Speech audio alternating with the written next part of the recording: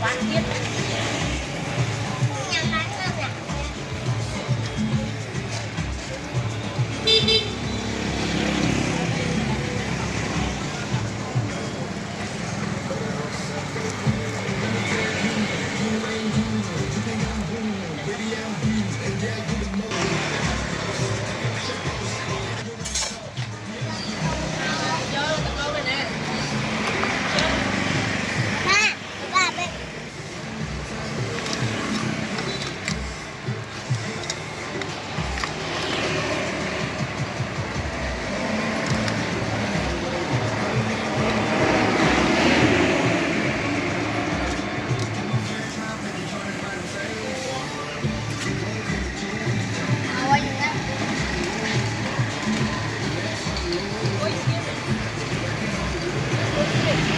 Không mua được.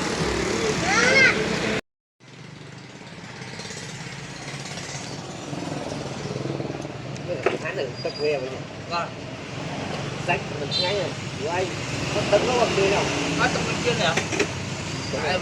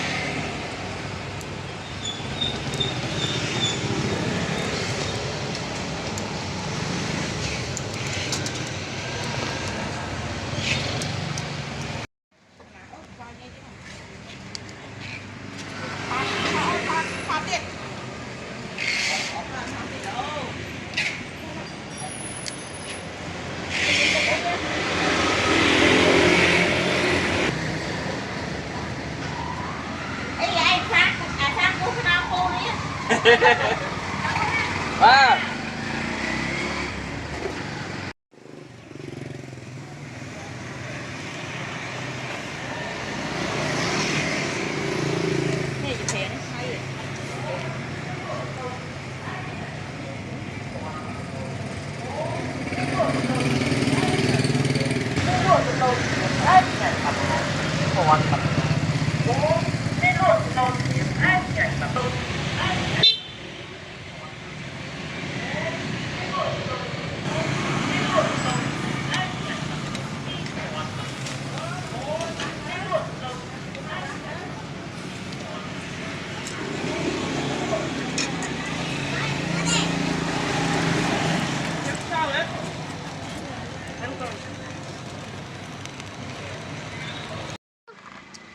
Nơi xin mơ sao? Tao chấm mấy tập ăn nha. Tao vô mua bao nhiêu đi. Quay á sao?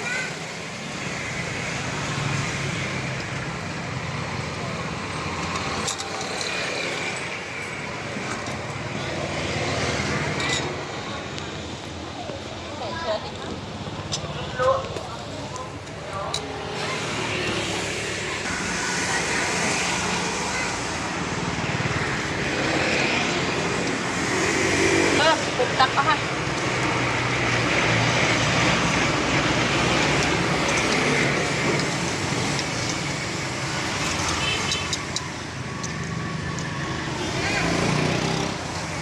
Đây kì. Nghe là rú thế, sợ ngủ. Đi cho mẹ ngọt thế. Hả?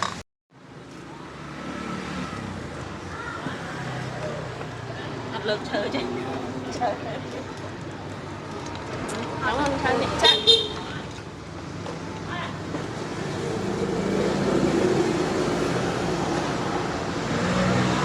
Cho ông mình sẽ bắt đấy nhỉ? Vào đấy. Bên xu con bè không biết ông mà tôi nữa.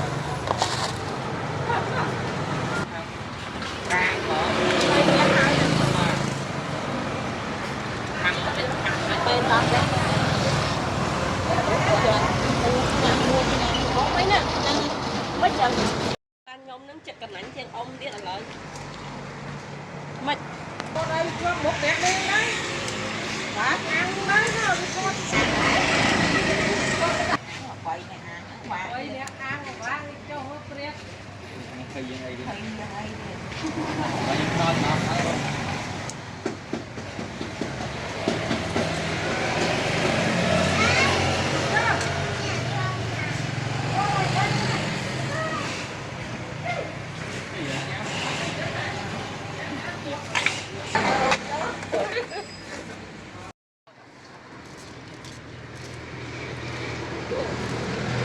Ê lên.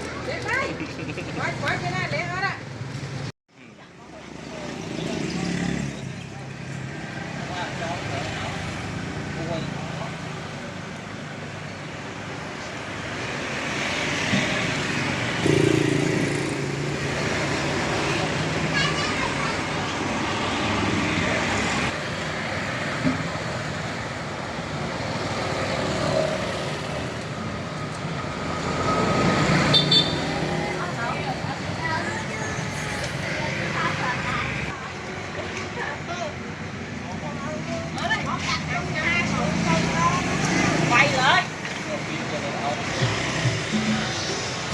Ê, con nó nữ ấy thôi. Con kia.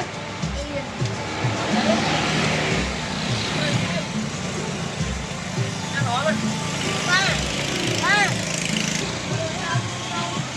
Ôi, quay một canh lớn coi xem. Miên ngắm với một bạn kia.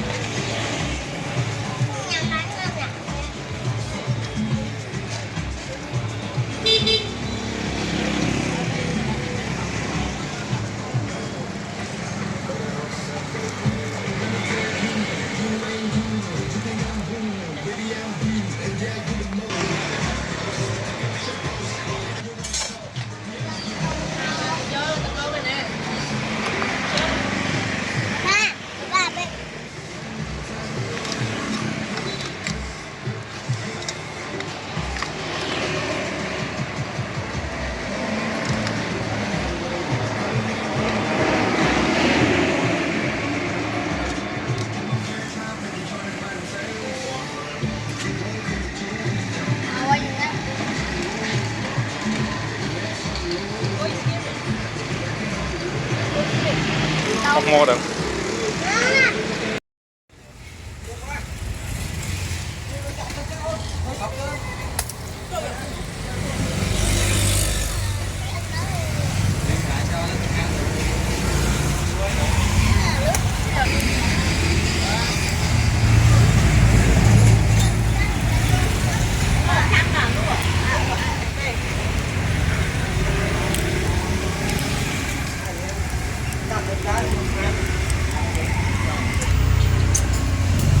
Kia đó, cho nó tuổi đi nhìn lực ơi mà thọ đó, chỉ thọ là thôi chở.